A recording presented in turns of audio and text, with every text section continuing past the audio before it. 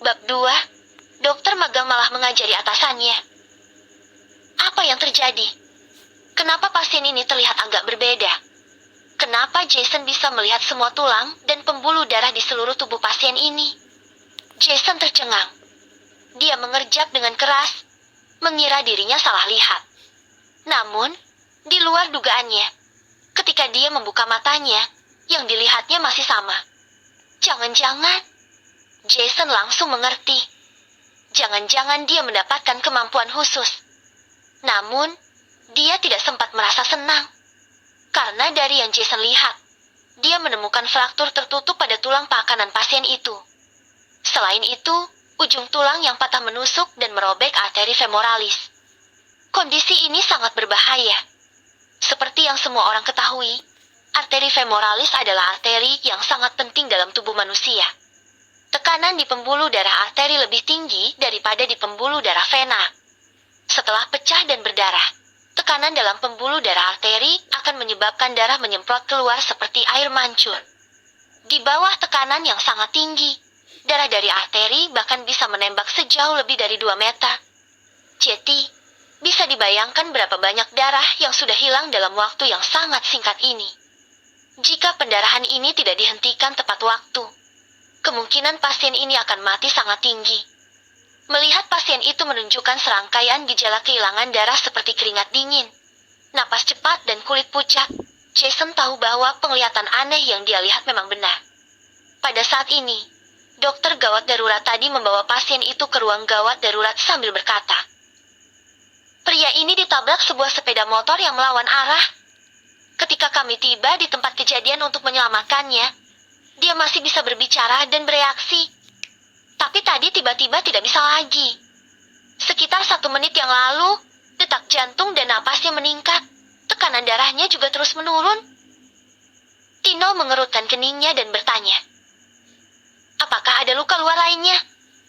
"Kemungkinan patah tulang atau pneumotoraks sudah diperiksa." Dokter gawat darurat itu menggeleng. "Tidak ada.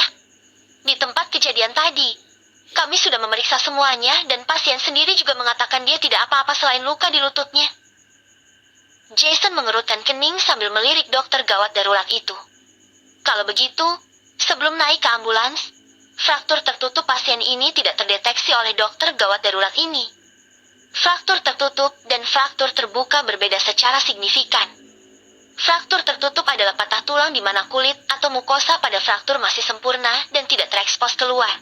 Jadi patah tulang jenis ini tidak akan terinfeksi karena terkena kotoran dan bakteri di luar. Namun, selain diberitahu oleh pasien sendiri atau diperiksa dengan peralatan khusus, fraktur tertutup tidak mudah ditemukan. Sementara fraktur terbuka berarti bagian dalam tubuh terekspos keluar, yang berarti bagian tulang yang patah merobek permukaan kulit.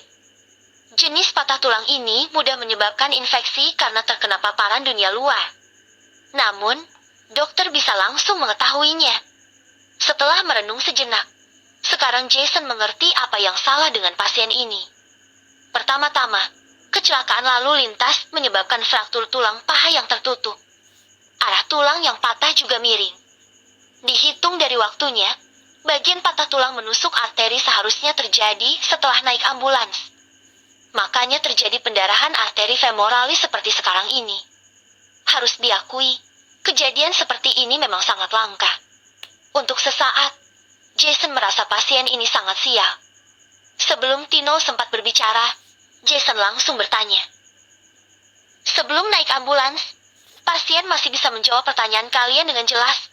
Tapi sekarang dia tiba-tiba menunjukkan gejala yang mirip dengan kehilangan darah. Berarti hanya ada 2 kemungkinan.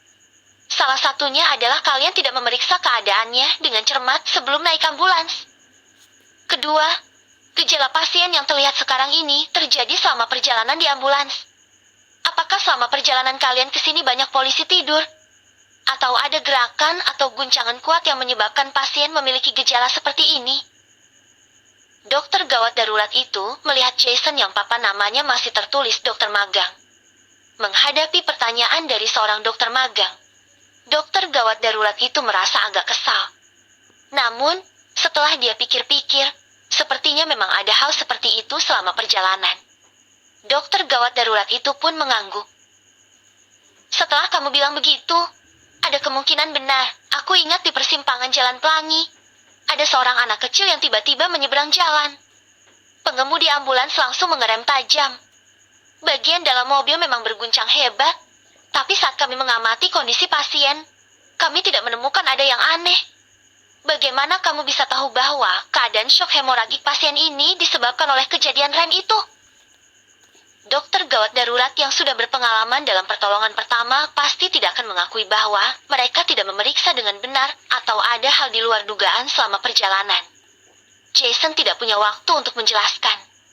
Kedua tangannya segera menekan paha kanan pasien, lalu dia menoleh ke Tino dan berkata, "Dokter Tino, cepat ambil turniket dan alat-alat yang diperlukan untuk melakukan REBOA.